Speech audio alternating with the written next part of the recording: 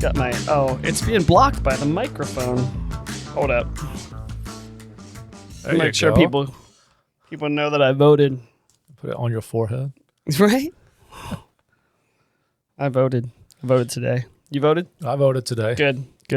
Yep. We'll see if by the end of the day we feel better. Scanned my own ballot. About our lives. Yeah, I know the ballot thing. It was funny because one of the things that was really I was nervous about was like the Scantron sheets and like the bubble. Yeah. Filling in the bubble and thinking, oh no, don't go outside the line, don't go outside the line, don't go outside. I remember that every time I took a Scantron test when I was in school, it was like they gave us instructions ahead of time. Okay, make sure you fill in the bubble completely. Don't go outside the lines. Yes. Make sure you don't leave any gap. And I'm thinking, oh my goodness, how many of these ballots are going to be thrown out because people can't fill in the little bubble? Yeah. Like even if you have a shaky hand. Yeah. You think this there'd was be a better pens, not number 2 pencils. It was pens on a tablecloth. They actually had a table, and I was thinking, man, are they trying to trick me? Are they trying to mess up my? Did they send all the one party to one table with a tablecloth underneath it that was, and the other party? Mine was a stand up. They had us sitting down. No, they had us sitting. It was weird. Anyway, but it was just different this year. Okay. It's different every year, which is kind of anyway. So we'll see tonight. Yeah. I was thinking about the expression. Or tomorrow. Yeah, well, or next week. Yeah, unfortunately, we'll see. Hopefully. I don't understand that, by the way, because I'm thinking, what happened when I put my... This is not what we're talking about today, by the way. Yeah. It just happens to be election day. When I put my ballot in and it's scanned, I'm thinking, well, it's funny that we think things have to take a long time on election night these days when everything else is instant in the world. Everything. I can pay for $1,000 purchase in a half a second, right? Yep. And when I put that thing in there, I'm thinking, I know it scanned it. And I know it tallied it. Yeah. So when 6 o'clock or 8 o'clock or whatever it is, 7 or 8 o'clock rolls around, it would take half a second for all those tallies to hit a main server somewhere and for us to know exactly what locality, what state, everything. That would not be hard. Yeah. So we'll see. We'll see next week maybe. One of the things. So today, I think I'll call the episode "Man Card." Yeah. My man card. Don't get it revoked. Well, we've been talking a lot to young men, and the Bible study this past Sunday we actually broke out with not broke out with any kind of. Oh, that's my shirt, by the way. My kids love this shirt. Sorry, I have to show it. It's I always joke with people. I'm like, okay, I'm sorry, but I did test positive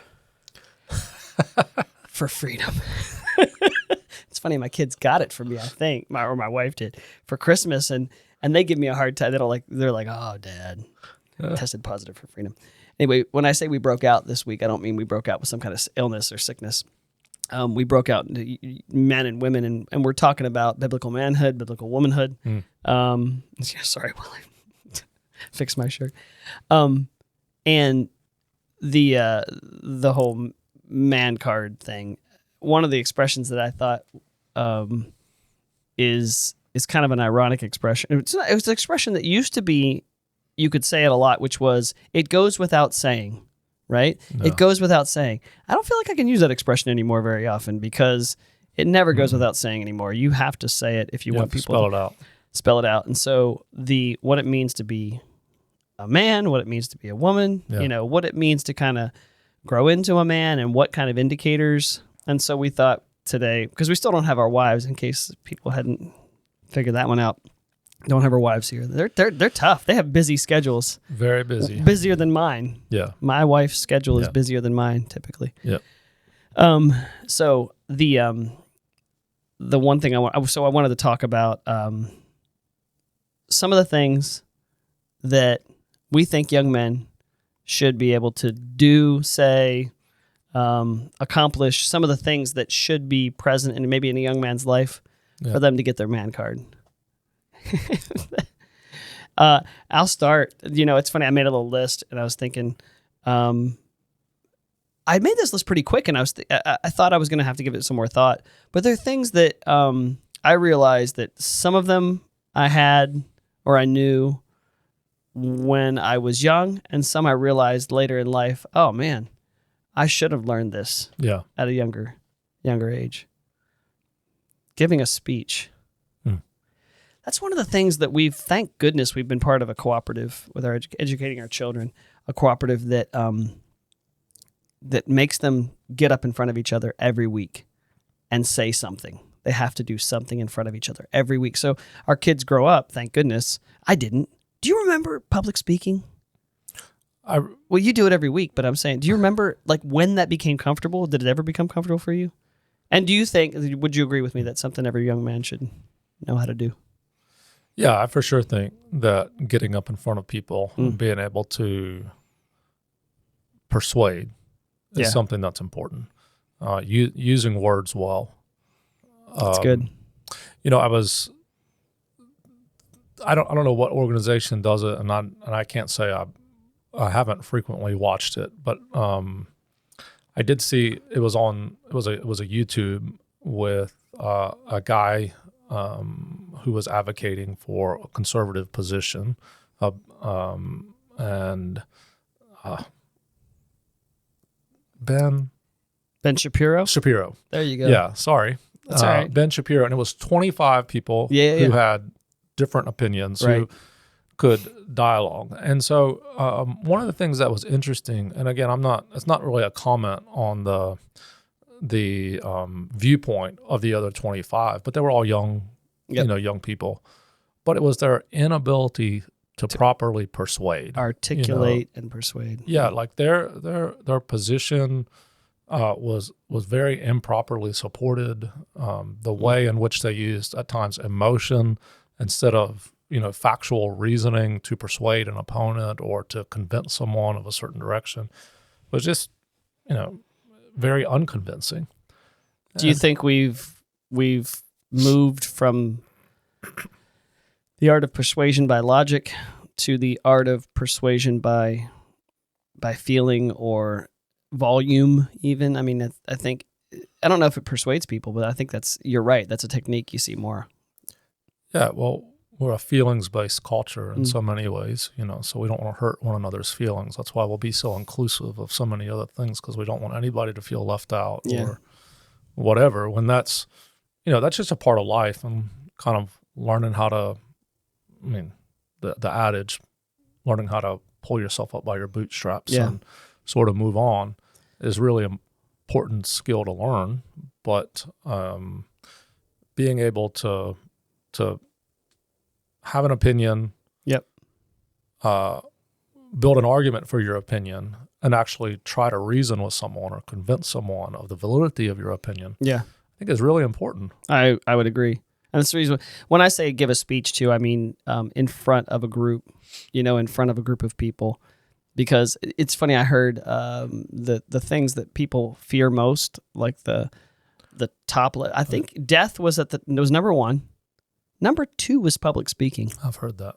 Death, public speaking. I'm thinking, my goodness, wow. So I think every young man should be able to get up in front of a group of people and without saying and like 700 times, be able to speak. So have you ever gone through a process of trying to improve your public speaking?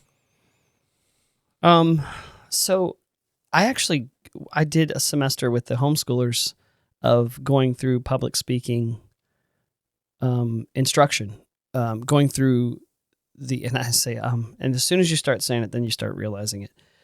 The techniques and the practice of controlling my body, controlling my tone, controlling my volume, putting a coherent thought together, and then conveying it is something that we worked through. And it's funny because as we did it, then we had a congregational meeting. Did I tell you this? We had a congregational meeting then at the end of that class, and I got up in front of the congregation, had to present some financials because I'm the treasurer, and they kept a count of how many times I said I think it was one of your children actually, and so I remember in I think it was 11th grade or 12th grade where we had to start doing it. It was the end of my high school career, high school education, that we started doing public speaking. Yeah. We should have done it way earlier. I remember both in high school and college doing a general public speaking class, and then as I got into preaching classes, we would have to preach a mini sermon, and so everybody evaluates you. You have like these sheets of paper passed out to everybody in the class, and they evaluate both on your, your communication skills and what you're preaching and things like that. So, but it was very helpful because I learned things about myself and humbling that I was doing. It is humbling, but you learn things about yourself that you don't know you're doing unless someone else sees it. Yeah. Which is the blessing of video too, because you can now you can watch a video of yourself and you can kind of pick up on some things. But what do you got? What do you think? So public speaking for a young man. What I don't know if we were in the same vein as far as things that. Yeah. No. For your man card. Well, one of the first ones I thought of was a little different, on a little different vein of that, but mine go all over the place, by the way. Yeah, basic car skills. Yeah. Change tires, change oil. Yeah. Basic evaluation. I mean, I'm not saying you have to take an engine apart and put it back together, but I think it's important for a young man to learn how to do the basic things that you can. One, you kind of want to have an idea that you're not being ripped off if you go to a service station. Yep. If you get a flat, you don't want your wife out there changing it or your girlfriend out there telling you what to do to change it. You need to know how to get out there and do it. And I think that actually, I would say for young ladies as well, changing the oil, changing tires, that's something that they need to know. Certainly a young man. Yeah. Funny. Well, I was going to tell a story of one of my children, but I'll refrain from that. Yeah, no, you're going to get yourself in trouble. I'm trying to think if I did any vehicle things here. Ride a motorcycle is one thing. I don't know that every mother would agree with that every boy child should learn to ride a motorcycle before he becomes a man. But I think it's one of those things that it's a skill that, here's what I'll do. I'll say, I think drive a stick shift. Yeah, I definitely agree with that. Drive a stick shift. Needs to learn to drive a stick shift. Yeah. It's important. Yeah. And why is that important? You think it's funny because some of the times I think, okay, these old paradigms that we just are like, oh yeah, everybody should learn to do that before they driving a stick shift. The nice thing is being able to, wherever you are in the world, by the way, because the U.S. is the only country that has 95% automatics. You go anywhere else in the world, and half the cars at least are stick shifts. Sure, but it's also a skill that applies in other areas. That skill can apply to somewhat driving a tractor, driving a piece of equipment or something. I mean, you may not know everything to do on those things, but if you have a basic understanding of what it means to drive a stick shift, you can jump in a Bobcat, jump on a four-wheeler. Yep. Other things that, this is... or a motorcycle. A motorcycle. Yeah. That's what I'm saying. Yeah. That's what I'm saying. And if you have the opportunity to have a stick at some point, know how to manage it. Yeah. Free weights. I said, just be able to, and not machines, free weights. Yeah. There's something different. There's something tactile about taking plates, putting them on a bar, doing a bench press or doing dumbbells or something. There's something about it that I think every young man should take advantage of the fact that they have testosterone running through their veins at 18, 19, 20 years old and build some muscle. Yeah. But I think they should do it with free weights. A lot of these, people will be like, what is wrong with you, Toby? But I think there's just something about it that and by the way, there's going to be a lot of young ladies or our wives or something that say, I don't understand that at all, what you're saying. And I'll be like, that's okay. You're not supposed to. Well, I do think, particularly like dumbbells and things, they build your strength better. Yeah, it's true. Because you're having to manage, Correct. Whereas if you're using a machine or something like that, it's more stabilized. Yeah. So. Some people are going to think these are silly. But, what you got? I'll jump to the spiritual side. I think men should know how to pray. That's one of the ones I was going to wrap it up with that. Yeah, go ahead. Sorry. Sorry. No. Yeah, go ahead. I think an ability, and it kind of goes along with a little bit with the public speaking. Mm-hmm. But if you're in a Bible study, you're in church, you're with your family, you're on your own, know how to pray, and not just some, tacit prayer that just kind of, lathers on something over top of a nothing. Yeah. But actually have a sense that this is a means that I want to use to get in touch with God and encourage other people how to develop and grow their spiritual life.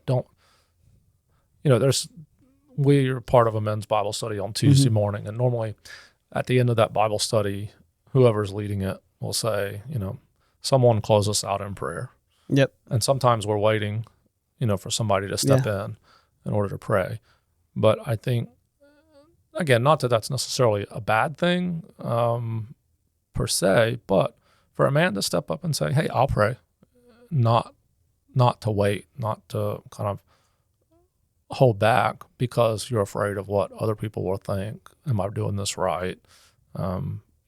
Whatever. But being able to, at the right time, at the right place, grasp a hold of God, pray, lead other people in prayer, be willing to be bold, stand up and pray in church if you're asked and called upon. Don't feel like I've got to be given, this is from the pastor side, don't feel like I've got to be given 2 weeks notice to come and pray in church. Right. Yeah. Yeah. And I think too, it shows initiative. And so that's one of the kind of the broader themes I would say as a young man, you should show initiative. I said specifically, know how to pray with your significant other. Yeah. Whether it's you're dating, it's your girlfriend or fiance, or it's your wife. Yeah. Know how to pray with your significant other is a skill you should I wouldn't say master by the time you're a man, but at least be proficient. Yeah. For sure. Wear a suit. Yeah. And tie your own necktie. Good. And I would challenge. I'm thinking, okay, because I very rarely wear a suit, but when it's time to wear, this Sunday I'll wear a suit. But when it's time to wear a suit at a funeral or a wedding, I have a suit. I know how to put it on and wear it well and tie my own necktie. And I think that's one of those things that, if for no other reason, I think there's a sense of satisfaction with a young man when he can dress himself up and look presentable in a formal setting, like whether it's a wedding or a funeral. Like there's something about, I dressed myself in a way that I fit with the social expectation of what is appropriate here. What do you think? I'm right there with you. I think that's very important to have a sense of self-respect, of even more broadly than that, knowing how to dress, period. Not being sloppy, My shirt's untucked. Doggone it. I'm normally untucked, but it's not. I know. To the sense of, don't be sloppy in your appearance. Yeah. Take some pride in yourself. But I definitely think, because ties and jackets and things have seemed to kind of fall out of favor a little bit right now. You used to see them all the time in church 10 years ago. I would see them much more. It's really a rarity now to see a guy wear a jacket and tie in church. I haven't wore a tie on a Sunday morning in a long time. But weddings, funerals, special occasions, other things, to be able to tie a tie, iron your shirt. That's a good one, actually. I like that. Iron your shirt. Know how to iron your clothes properly. So that, tie your tie, I think is important. Shine your shoes. That's a good one. Yeah, well, I'm trying. How about this one? I don't know when I learned to do this, and I don't do it nearly often enough, but I can, which is pick out flowers. So a lot of men know how to stop by a florist and say, I'll take a dozen roses.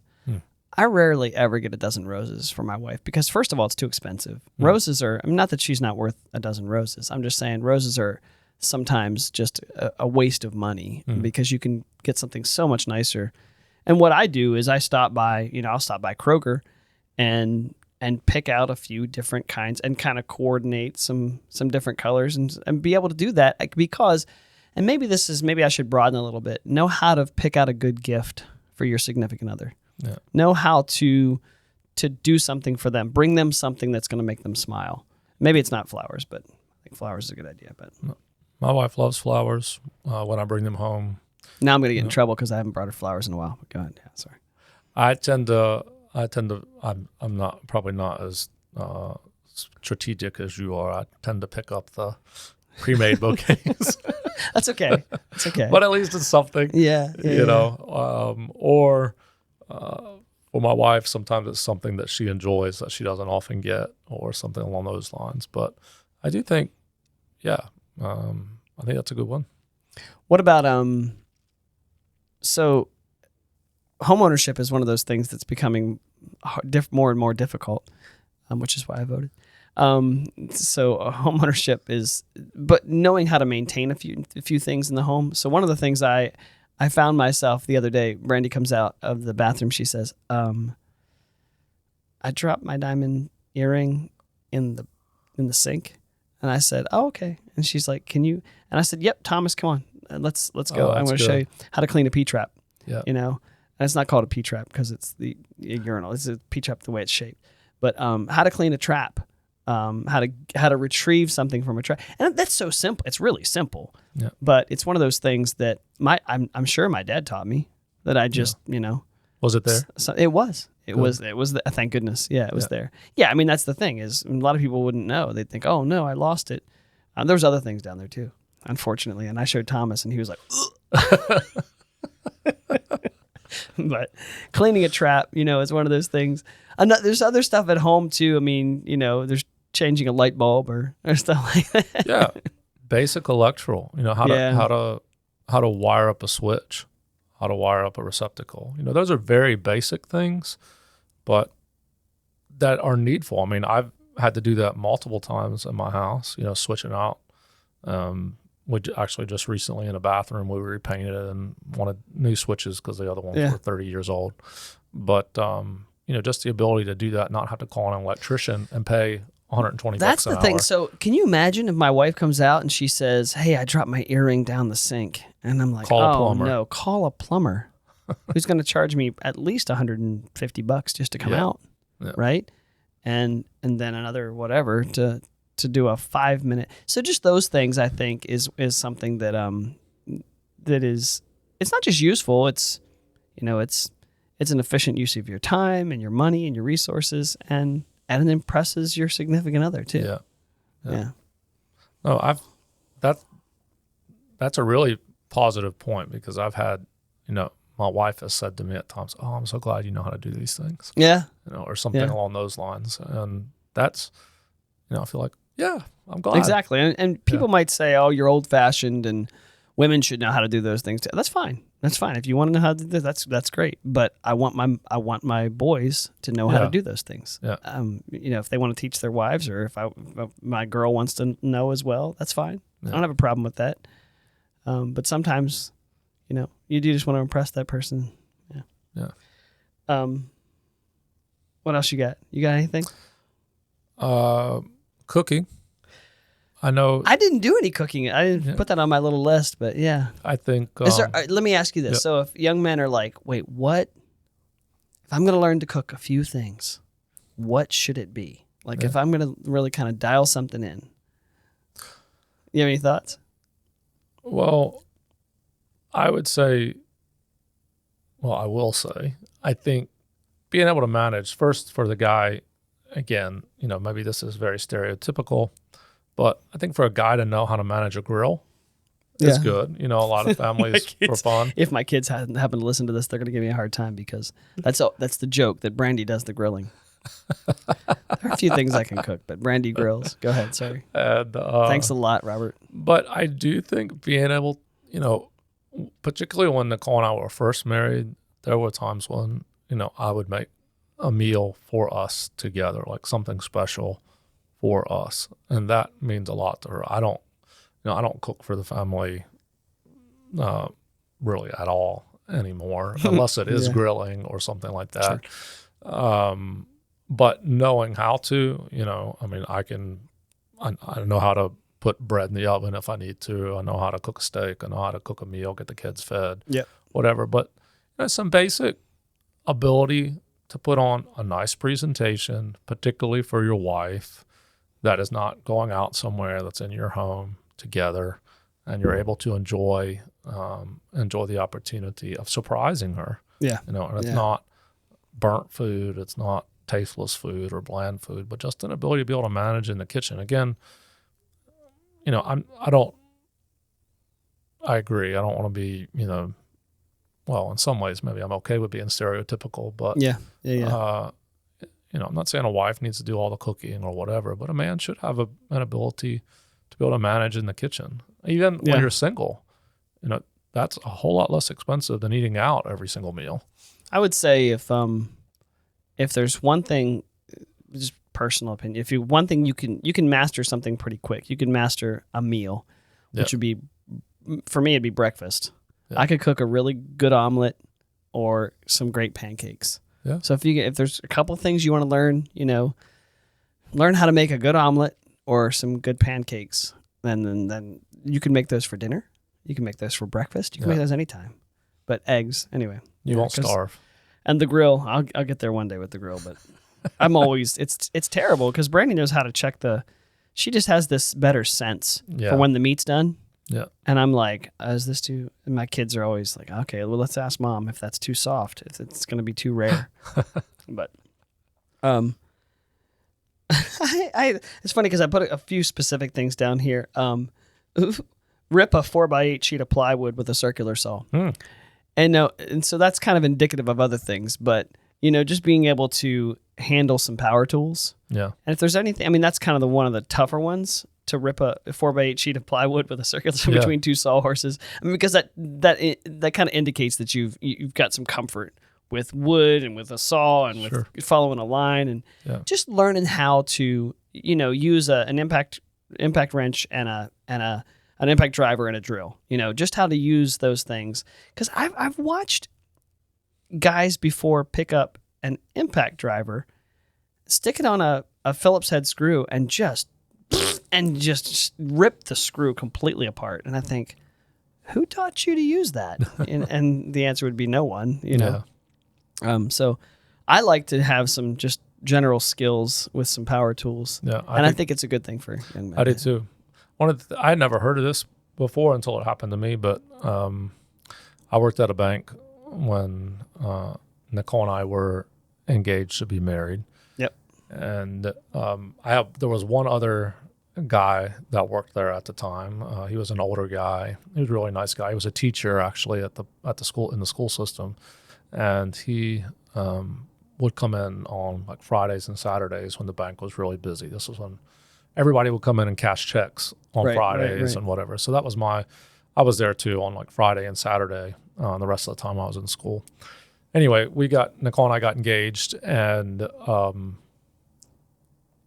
the people at the bank threw me a handyman shower.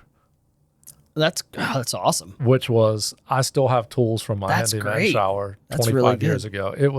I'd never heard of it before, but it was all, tools and like wrenches, hammers, screwdrivers, nice tools. Yeah. That again, I still have today. That was really helpful to get us started. So, I do think you're right on target. Knowing how to, do a basic carpentry, knowing how to manage a screw gun. We are being stereotypical here, I think, which is... Well, I'm not saying girls can't do it or ladies can't do it. I'm just saying for young men particularly, you need to know how to use power tools, basically. I'm not saying you got to build a whole house, but, there's so much that you can do yourself and learn to do yourself and then pass that on to your kids. Not to mention, again, it's a financial thing too. Yeah, just not having to pay somebody else to come out and then make you look dumb when they do it in 5 minutes, Yeah. So, yeah, that's good. Yeah. What? Go ahead. I was just saying, which leads into another one, is just an ability to balance a checkbook and manage your finances. Yeah, balancing a checkbook. Building a budget. That's one of those things that, use it. My son's getting ready to be married, and he's starting to work on a budget, and you don't realize how much you have or don't have until you write it down on paper. You know, a lot of times you realize, wow, I make a decent living. Where in the world is it all going? Yeah. You know, or vice versa. Wow, I am really short. I need to go make some more money or do something. You know, cut back on some things. Yeah, but that's another good one. Yeah, just those discipline things. And I guess too, it's funny. I told my daughter, where did this come up? I can't remember where it came up, and I said to her, well, I don't think that anybody should be allowed to. I don't think anybody should be allowed to date until they keep their room clean.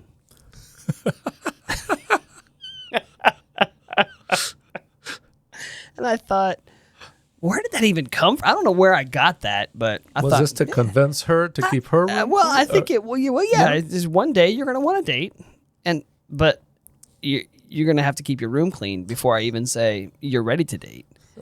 I just think it sounded to me, it just sounded like one of those things that it was just obvious that until you learn to take care of yourself and your own space, why would you even think that you were ready to start giving some of your time and attention and vice versa with somebody else, right? It's just this level of maturity. It's this level of it's this kind of rite of passage, I think. Well, I don't know, but yeah, I think it's some of these are along that same vein. I said, I don't know why it's funny because one of the things we used to do in writing classes, I was an English major. One of the things we did in writing classes was just stream of mind, stream of consciousness, just write. Don't stop. Write for 3 minutes straight and do not let your pen stop. Just stream of consciousness. Right. And so I think that's a little bit of this. So some of it's not very fluid and it doesn't seem to connect, but, it's some of the things that I've seen in my own kids. I give his mom a hug and a kiss, right? A kiss on the cheek, kissing on the lips is a little weird, but whatever. Yep. But just learning to show affection to your mother, right, is one of those things that I think a young man should learn. And I think it's sometimes it's awkward. Young men go through puberty and they go from a boy to a man, and now it's like, wait, how do I hug my mom? It's kind of weird, you know. But I think it's important. It's important that a young man knows how to show affection toward his mother. Yeah, no, I think that's a very good thing to do, very wise thing to do. I remember I shared this, as you know, and a lot of people know, my mother passed away what I feel like is pretty young, very, very unexpected. And so it's kind of like a shock to all of us, just sort of, my family and I, when she passed away, we were coming back. The day we came back from a vacation, I got the call, and this series of events that kind of still play through your mind. And I had to preach my mother's funeral, which was challenging. But one of the things that I remember from that was when I was in high school, I played the drums in the high school band and kind of decided, hey, one of my friends played the trombone, so I wanted to learn to play the trombone. Wow! Because one of my friends was playing, and my parents let me take lessons, and it was this guy who gave music lessons, and he was kind of out in the country, and we went to his house, and I can remember him telling me, and it's like one of the, at times you get pieces of advice that just sort of stick with you. Yeah. And he said, always hug your mother and give her a kiss every day and tell her that you love her. He said, because I woke up one morning and my mother wasn't there, and I couldn't tell her that or give her a kiss anymore. And that was a piece of advice that just stuck with me, that I shared, at my mom's funeral. And I've really tried to instill that, particularly in my kids. I knew it before my mom passed away, but with my mom passing away, it brought such a reality to it. And I would say even with me as a dad, one of the things that I'm practicing as a dad is I get, like, when my boys are around, I try to give them a hug and a kiss, and I know that's kind of may seem like not so manly in some ways, but I want to show my boys, and my daughters certainly, but my boys particularly, I want them to know that there is an affection. Our culture pulls so many things into this sexualized way that's unhealthy. But there is an affection between a father and a son, or and you see it in the scriptures with David and Jonathan. It was two men who were in a friendship and in a bond together, and that is important. It's important to pass that to your kids. But again, back to your point, I think particularly for boys to their mom, your mom sacrifices a lot for you. Yep. And I mean, your wife, my wife, your mom, my mom, we've seen a lot of sacrifices go in from our moms, our wives, to help raise a family. And that is worthy of affection. Yeah. Yeah, I mean, you could obviously expand that and say, we all need to do a better job of expressing or indicating to the people we love that we care for them. Yeah. And do it more regularly, because you never know when that last time is. But in particular, it's my wife kind of demanded it of at least one of my boys, that it didn't come naturally to. Yeah. And now it comes naturally. That's good. And she kind of demanded it and said, "Hey, you're going to hug me. Yeah. You're not going to side hug me. You're going to put your arms around me and you're going to give me a hug." and that was a good thing. Yeah, it was a good thing. And I think every young man should learn to do that, because your wife's going to expect it as well. And I think it's a good thing. So it's funny. My last one was one of those things that, I said, shoot a shotgun. And I think I would expand that, actually. I would say, let me do it this way. I think every young man should know when it's appropriate to be aggressive or express some expression of defense, like defending what is right, what is good, And I said shoot a shotgun, I said a shotgun in particular because it's not just for hunting, but for defense, And so I think for a young man to learn how to direct that natural aggression that they have. I mean, it's obvious that young boys have this aggressive, they wrestle with each other and they want to do things active and physical. They want to, climb trees and do things, physical. And so that a lot of times manifests itself in anger and aggression.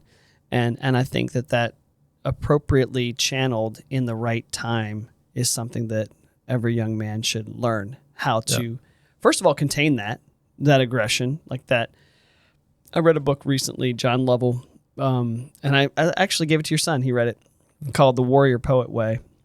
And it was talking about the warrior and the poet. Obviously, this contrast between educated and thoughtful and using your mind and using your creativity, and when it's time to fight, when it's time to be that warrior, and that balance, how to balance those. And so I would say one of the things young men should do is learn how to control that aggression, but how to, when the time comes, I don't want to say pick up a gun, but at least know how to shoot a gun if it's for hunting or, whatever, but yeah. Yeah. That's a very important skill, I think, to appropriately handle a firearm. Yeah. It's a lot of fun. Yeah, it's fun. It's fun to shoot. It's fun to be able to hit a target, and but it's also, I think, for defense of your home and your property, but also for hunting. I know,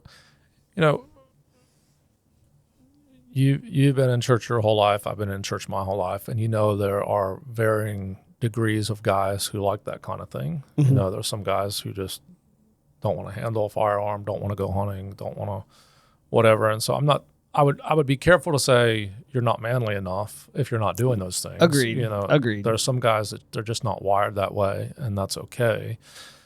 But I would say there are some areas of life that are necessary for us to at least have a basic grasp of. Like, a guy needs to know how to defend, step in front of your family in order to be the one who is willing. If there's a noise in the night, my wife is not going to go check that out. Sure. There's got to be that sense of fortitude that says, hey, this is my responsibility. Let me, if it's danger or whatever, or, again, even if someone is, maybe it's not, an intruder or something like that, but if someone is, coming against my family in some way, it's my responsibility to step in and protect and to be there. And so, while so many of these things are basic skills, and again, I think many of them are important for young men to know how to do, there's obviously those guys that are still just as manly, still just as masculine, but may not have the desire or inclination towards some of these things. Yeah. But I do think you have to couch them in the overall context of what it means to be a man, which in part, at least, is being a leader, not always being the one who's following along with the crowd and doing what the crowd does and waiting for someone else to tell you what to do, but to be someone who's willing to step out, which I think goes right back to what you said in the beginning, just being willing to give a speech in public, being willing to step out in front of people. But also to defend and to protect. And I think that's biblical. Yeah. He who comes to the defense of the widows and the orphans, the scripture talks about God as our defender. I think those are skills that, no matter if, hunting an animal is not really your forte, but that ability to be able to manage in case, what if you did have to provide food for your family? Right. Yeah. It's your responsibility to step into the leadership role in order to do that. There's so many of these things that seemed, if I think about kind of what we've talked about, so many of these used to be kind of a given, and that aren't as much. And I know we live in a more technological age and a more modern world where we're not dealing with grizzly bears and wolves at our back door, and it's not Little House on the Prairie, which I grew up watching, and Charles Ingalls was, this man's man that, had to do a little bit of everything, as well as cry at the appropriate time, as he always did. Maybe that's one thing. Is that one of the things we should say? A man should learn how to cry. Well, I think a man should learn how to express his emotion, specifically to his significant other. To express emotion, I think, is one of those things that